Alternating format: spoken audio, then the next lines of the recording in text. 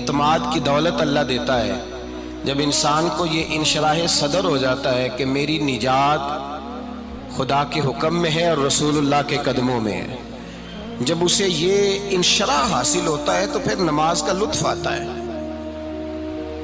غور کیجئے کیا جملہ کہہ دیا میں نے. پھر اسے نماز کا پھر اسے نماز بوجھ نہیں بلکہ نماز نہ پڑھے تو اس پر بوجھ ہوتا ہے. پھر قرآن مجید اس کی روح کا ساتھی ہو جاتا ہے. پھر عبادات، تقوی، پرہیزگاری، پھر وہ ایک سنت کے چھوٹنے پر پریشان رہتا ہے. جب یقین کی دولت نصیب ہوتی ہے. قرآن مجید فرقان حمید نے کہا ایمان لاؤ تو پھر ایمان پہ ڈٹ جاؤ، مسلمان بنو تو پھر اسلام پر. پھر یہ جو کمزوری ہے نا، یہ دیکھتے ہیں، کرتے ہیں، چلتے ہیں، ابھی کل ابھی پرسوں بہانے ہیلے، ابھی میں نماز شروع کرتا ہوں دیکھتا ہوں لا الہ الا اللہ محمد الرسول اللہ صلی اللہ علیہ. جب کسی نے کلمہ پڑھا تو اس پر پورا دین ضروری ہے، پورا. اب وہ یہ نہیں کہہ سکتا کہ تھوڑا تھوڑا کر کے آؤں گا. یقین کی دولت نعمت ہے.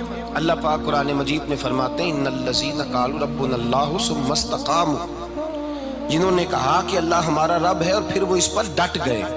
پھر اس پر وہ کہا تو ڈٹ گئے، کھڑے ہو گئے. نہیں، اللہ ہی رب ہے، اللہ ہی دینے والا، اللہ ہی مالک، اللہ ہی ہمارا رازق ہے، رب ہی ہمارا سب کچھ. جب ڈٹ گئے تو فرمایا تتنزل علیہم الملائکہ، پھر میں ان کی مدد کے لیے آسمان سے فرشتوں کا نزول فرمایا کرتا ہوں. فرشتے کیا کہتے ہیں؟ اللہ تخافوا ولا تحزنوا، غم نہ کرنا، خوف نہ کھانا.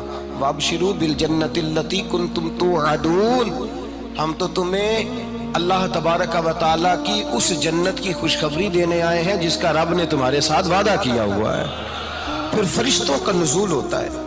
لیکن شرط کیا ہے کہ ایمان لائے اور پھر ایمان پر پھر یہ نہ سوچے کہ وہ کس طرح دے گا، وہ کیسے عطا کرے گا، وہ میری مدد کس طرح کرے گا، نظام کیسے چلے. ڈٹ جائے کہے میرے اللہ کا حکم ہے تو میں نے حلال ہی کھانا ہے، میرے رب کا حکم ہے تو میں نے تھوڑے پہ گزارا کرنا ہے، میرے مالک کا حکم ہے تو میں نے اپنی جیب دیکھنی یا دوسرے کی نہیں دیکھنی، میرے رب کا حکم ہے تو میں نے اس کی اطاعت میں رہنا. جب ڈٹ جائے گا اللہ کے احکامات پر، جب ڈٹ جائے گا تو اللہ فرماتا ہے پھر میں تیری مدد کے لیے فرشتوں کا نزول کروں گا.